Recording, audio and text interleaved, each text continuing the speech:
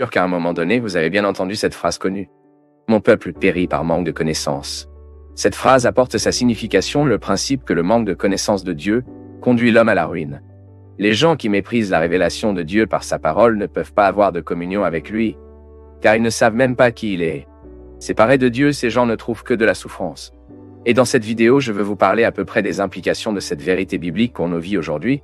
La phrase « Mon peuple périt faute de connaissance » est une adaptation d'un verset du livre d'Osée qui enregistre la réprimande du Seigneur au peuple d'Israël. Grâce au prophète, Dieu a annoncé que mon peuple est détruit parce qu'il manque de connaissances. Cet avertissement a été dirigé vers des membres de la nation d'Israël qui avaient rejeté l'instruction du Seigneur et n'ont pas été leurs représentants auprès des nations.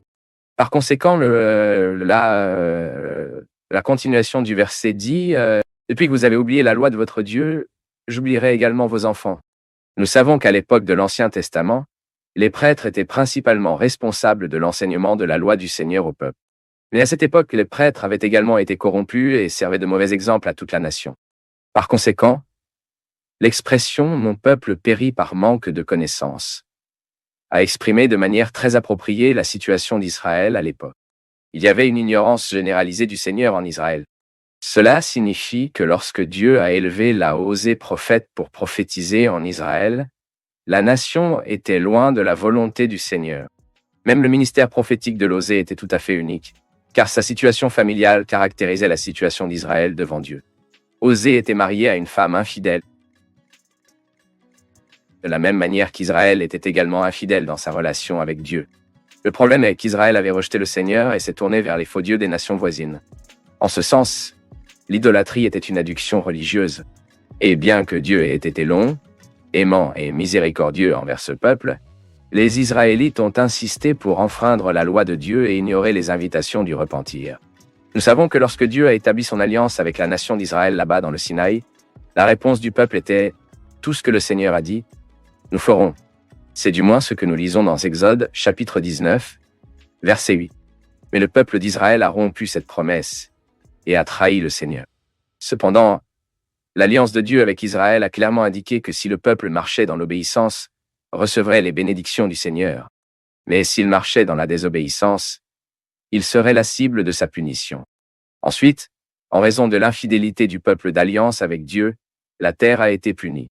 Dieu a envoyé des calamités pour punir le péché du peuple, et à la même chose temps, servant de conclamation au repentir. Et par conséquent, le peuple périt, il était détruit. La corruption politique, sociale et religieuse avait atteint sa limite en Israël. Immoralité rendue dans le royaume. La société israélienne était vraiment mauvaise. Tout le monde a été plongé dans le mensonge et se réjouissant de la méchanceté. Il y avait des crimes de toutes sortes, et rien n'a prospéré dans cette terre. Et pour aggraver les choses, les prêtres qui devraient assurer le culte du Seigneur ont fini par accepter cette situation, mais dans de nombreux cas, même encourageant ce mal. En fait, ils ont vu la prêtrise uniquement comme un travail facile et une source de profit. Et ici, toute ressemblance avec notre journée n'est pas une coïncidence. Les prêtres du temps d'Osaïa étaient méchants, corrompus, et les gens ont suivi leur exemple. Cela explique l'idée communiquée par la phrase « Mon peuple périsse ». Mais quel était le péché fondamental qui avait conduit la nation d'Israël à cette situation donc misérable? La réponse est claire dans le texte biblique. Le manque de connaissance de Dieu. Écoutez la parole du Seigneur, vous, les enfants d'Israël, parce que le Seigneur a un différend avec les habitants de la terre.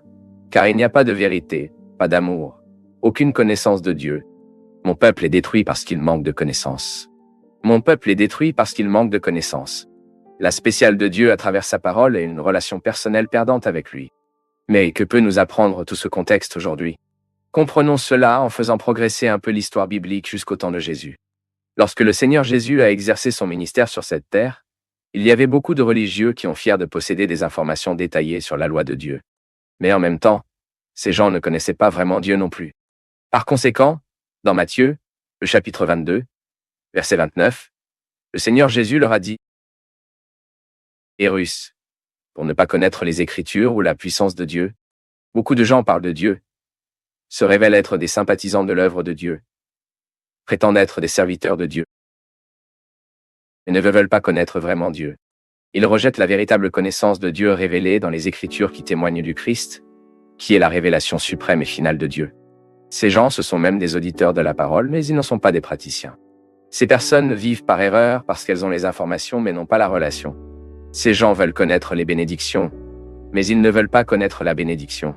Ils sont intéressés par ce que Dieu peut leur donner, mais ils ne sont pas intéressés à savoir qui est-on. La vérité est que ces gens ne sont pas disposés à avoir une relation sincère, fidèle et engagée avec Dieu.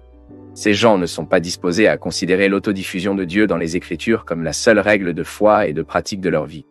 Ils ne sont pas disposés à reconnaître qu'il n'y a pas de mérite chez l'homme, et que tout ce qu'ils peuvent avoir est simplement favorable et mérité par Dieu. Ces gens vivent comme les Israélites de l'époque de l'Oséa, qui n'ont pas vu beaucoup d'avantages à être les gens exclusifs de Dieu, et donc ces gens périssent, parce qu'ils manquent de connaissances, une connaissance intime et relationnelle avec le Seigneur.